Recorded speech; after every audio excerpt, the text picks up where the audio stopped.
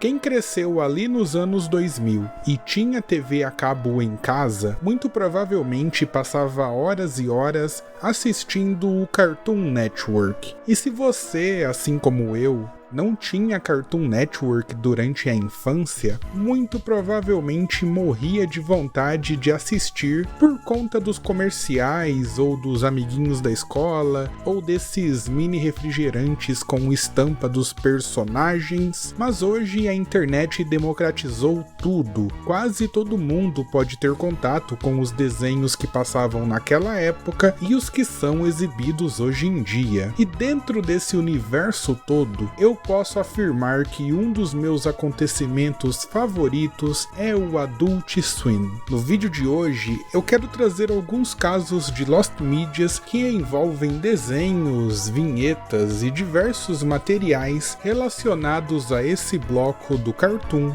dedicado aos adultos.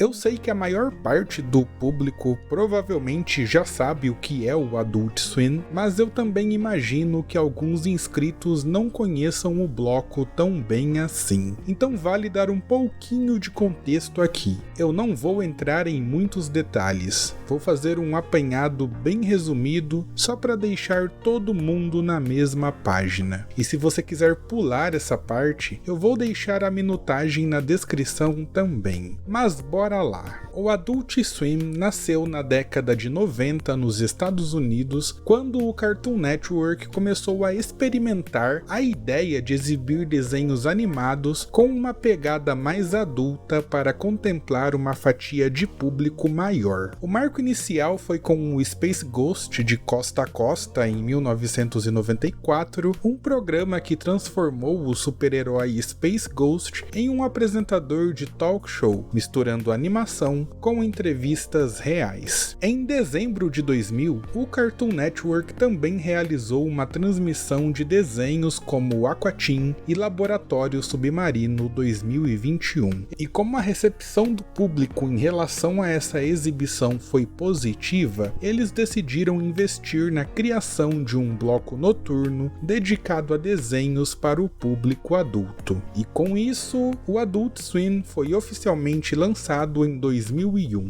trazendo uma programação diferenciada com uma mistura de animações ocidentais originais e alguns animes. No Brasil, o Adult Swim foi lançado em 7 de outubro de 2005, motivado pelo sucesso que o bloco havia alcançado nos Estados Unidos. Em sua estreia, desenhos como Harvey o Advogado, Aquatim e Laboratório Submarino faziam parte dessa grade que ia ao ar das 23 horas até a 1 da manhã, com algumas reprises durante a madrugada. E a decisão de exibir o Adult Swim nesse horário tão tarde da noite foi para tentar garantir que as crianças já estivessem dormindo. Apesar do sucesso inicial, o Adult Swim enfrentou alguns problemas aqui no Brasil. Em 2008, a pressão política e críticas de pais preocupados com esse conteúdo adulto em um canal infantil fizeram o bloco sair do ar no Cartoon Network.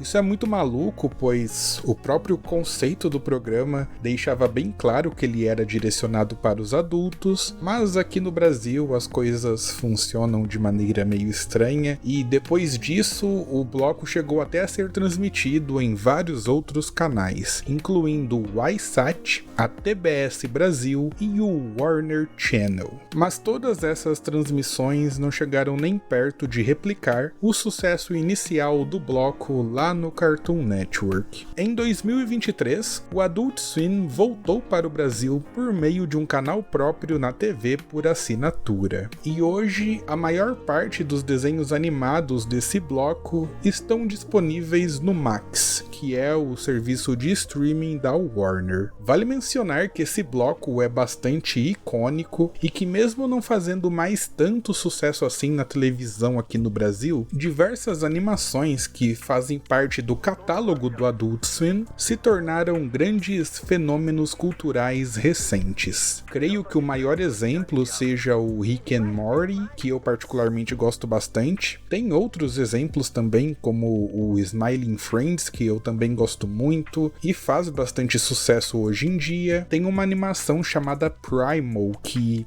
também é espetacular, mas enfim, o Adult Swim foi um acontecimento bastante importante para quem gosta desse universo de animações, e a partir de agora eu quero tratar de alguns casos de Lost Media que envolvem esse bloco.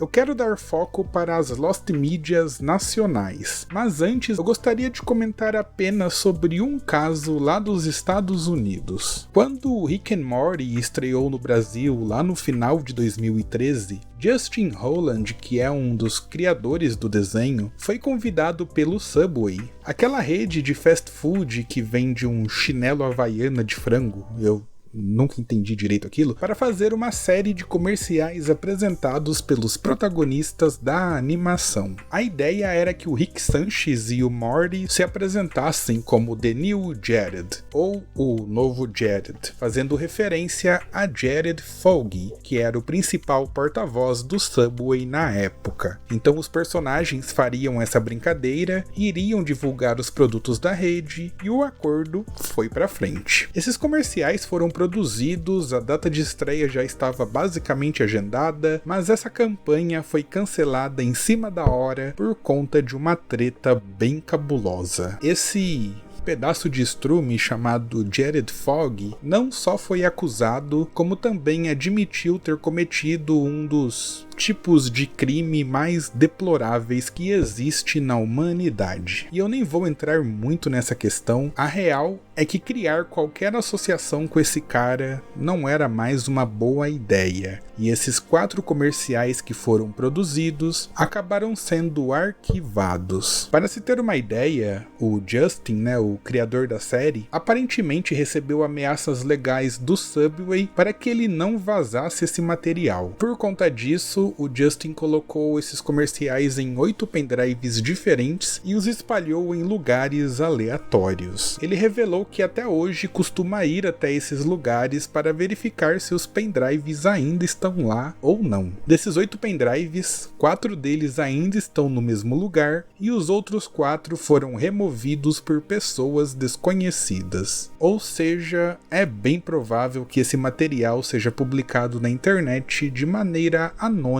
um dia, mas até o momento, nenhum dos 4 comerciais produzidos foram vazados. Quem já assistiu Adult Swim sabe que os bumpers acabam fazendo parte da experiência. Eu acho esses comerciais muito criativos, pois eles têm um humor meio irônico, meio nonsense, é muito legal, e isso se repete até hoje no canal de TV por assinatura. Eu recomendo que vocês deem uma olhada porque é realmente bem engraçado. A parte triste é que boa parte desses bumpers acabaram se perdendo com o tempo. Não apenas os do Adult Swim, mas da Cartoon Network no geral. Existem algumas versões gravadas de outros países da América Latina, e na época o sinal de transmissão era compartilhado com o Brasil, então é praticamente certo que esses comerciais também foram exibidos por aqui. Um exemplo é esse que satiriza o filme Bambi. Ele é repleto de palavrões, ele chama muito a atenção, a gente até consegue encontrar ele na internet, mas não mais em português. Existem alguns bumpers em português no YouTube, dá para achar diversos compilados na internet, mas a verdade é que esses compilados nem chegam a arranhar a quantidade de comerciais que eram exibidos naquela época. Eu sei que eu tenho um quadro aqui no canal voltado apenas para falar de dublagens perdidas, mas eu vou ter que aproveitar o tema deste vídeo para citar alguns tópicos que envolvem a versão brasileira do Adult Swim. Um exemplo era o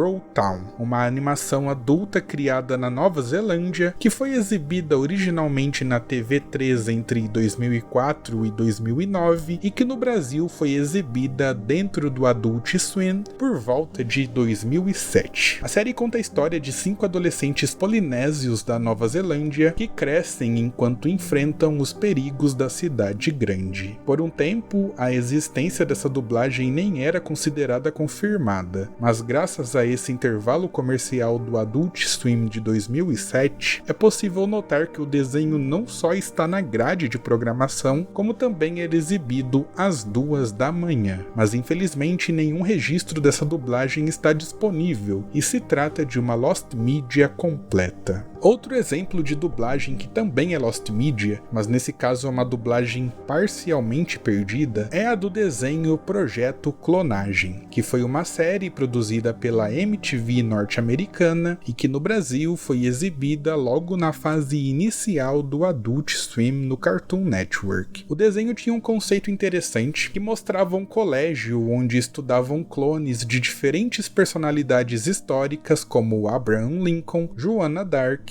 Gandhi, Cleópatra, entre muitos outros. O desenho teve 13 episódios e desses 13, apenas 2 estão perdidos. Então, é bem provável que esse caso deixe de ser uma Lost Media em algum momento. O Cartoon Network, escrito dessa maneira diferente, mas abrasileirada, foi um projeto de animação do Cartoon Network Brasil, realizado em 2 edições. A primeira entre 2004 e 2005 e a segunda em 2006. O objetivo do projeto era convidar cartunistas brasileiros para transformar seus personagens de tirinhas e HQs em curtas animados que seriam exibidos nos intervalos do canal. Na edição de 2004, exibida a partir de outubro daquele ano até meados de 2005, participaram os cartunistas Laerte, Glauco e Caco Galhardo. Eles trouxeram personagens como Overman, Os Pescoçudos e Geraldinho, e no total foram produzidas 21 vinhetas, cada uma com a duração de 40 a 50 segundos. Em 2006, a partir do dia 6 de janeiro, foi lançada a segunda edição do projeto, que contou novamente com Laerte e Overman, além de Glauco como Geraldão, Angeli com Luke e Tranta, Adão e Turrusgaray com Aline e Caco Galhardo com o Pequeno Pônei. E não era esse Pequeno Pônei não. Era esse aqui. E nessa fase foram produzidos 25 curtas. E é nesse ponto que o Adult Swim entra na jogada, já que os curtas da segunda edição do projeto, que eram voltados ao público adulto, foram exibidos nos intervalos do bloco Adult Swim. A primeira edição também conta com alguns curtas que são Lost Medias, mas focando na segunda fase que tinham relação direta com o Adult Swim, podemos destacar os curtas do Geraldão.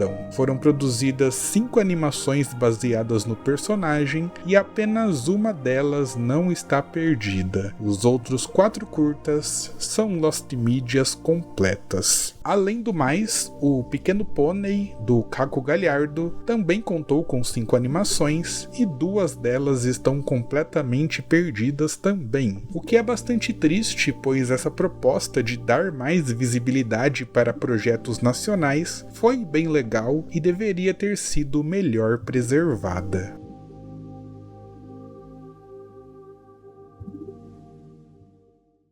Mas é isso, meus amigos, hoje o vídeo foi bem à moda antiga mesmo. Eu espero que tenham gostado. Não se esqueça de se inscrever no canal, deixar o like e compartilhar o conteúdo com seus amigos. Você é novo por aqui? Então seja bem-vindo, já clica aí no botão para se inscrever, ativa o sininho e dê uma olhada nos vídeos anteriores, pois tem bastante conteúdo legal. Eu vou ficando por aqui, mas volto em breve. Um forte abraço, fiquem bem e até a próxima.